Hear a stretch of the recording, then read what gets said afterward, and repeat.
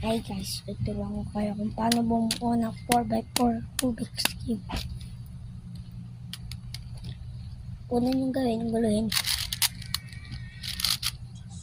Yan, yan. Yan. Pag nakaganyan na, wait lang. Guluhin ko palalo. Yes, guluhin na. Pag may nakita ko yung ganyan, expanded. Pag ito yung yellow, nandito. Ganyan mo na. Mas madali pag ginaganyan mo, hindi yung ibubuo mo kagad yung isa. Tapos ulitin nyo lang. Pag ito nandito yung blue, tapos may dito, gawin nyo. Ganyan. Ulit. Tapos nabuo nyo na. Ganyan lang kayo. Tapos pag hindi kayo marunong, gawin nyo na lang to.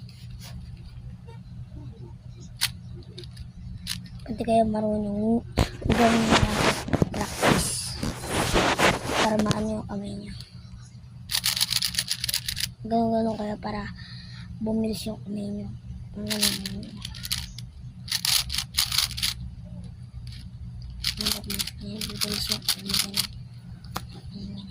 Okay. Ito ang result. Ito na ang high score.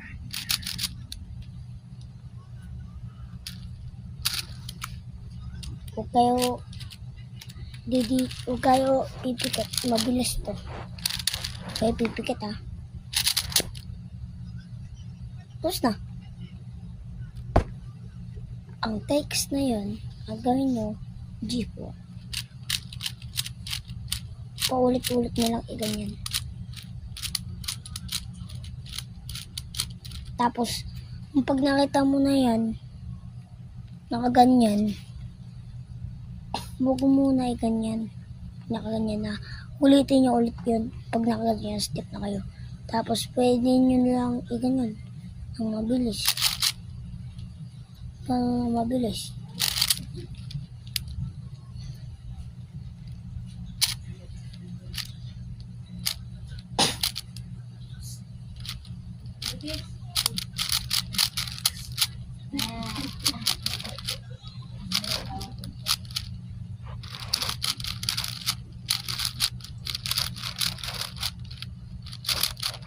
Guys, buo na. Bye-bye.